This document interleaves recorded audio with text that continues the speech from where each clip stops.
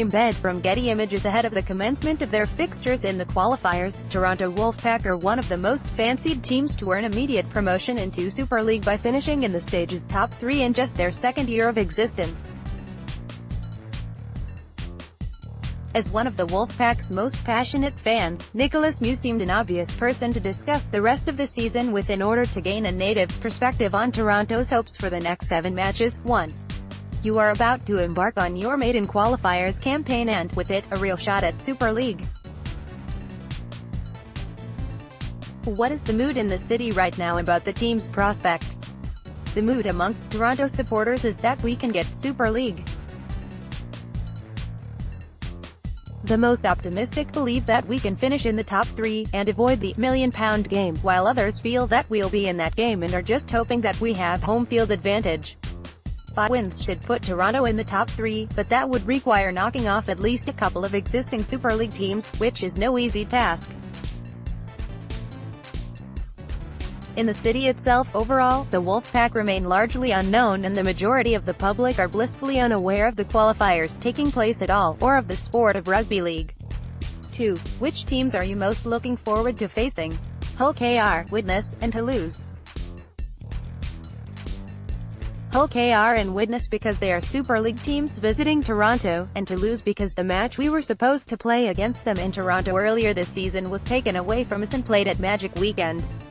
As a season ticket holder, I was less than impressed at losing that game because I had been promoting the living daylights out of it, and had plenty of people committed to come.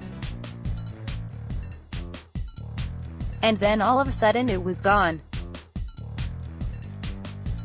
Some of those people have still not come to a Toronto match this season, because I haven't managed to win them back, so I'm hoping this will convince them.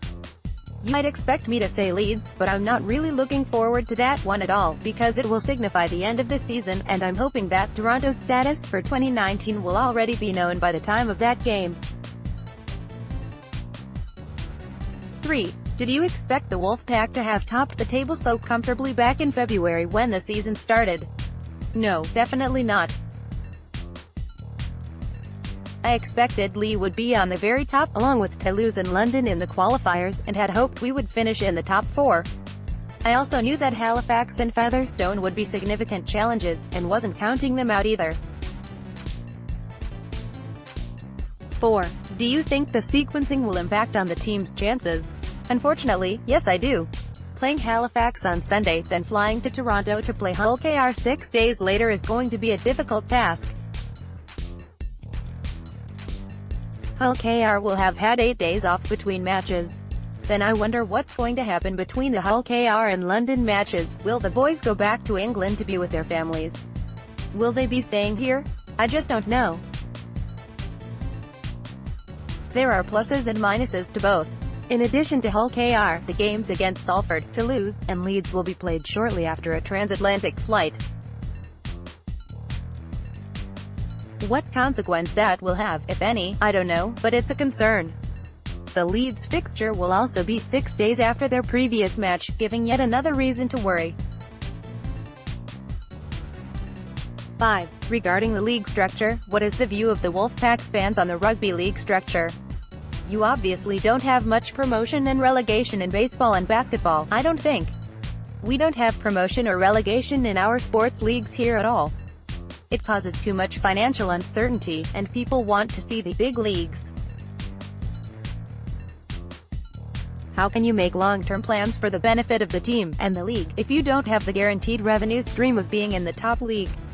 Teams at lower levels are usually what we call farm teams, where the development players and those rehabbing from an injury are sent to play by their top league affiliate team. The Toronto Blue Jays, for example, have 7 minor league farm teams at different levels in Vancouver, the Dominican Republic, and the U.S. states of Florida, New York, Michigan, New Hampshire, and Virginia. The Toronto Maple Leafs have 2 farm teams, one in Toronto, and one in Newfoundland. If you had promotion and relegation, you wouldn't have this system where a wealthy big league team supports teams in other cities. I'm not saying it's the best way, or the right way, but it works over here.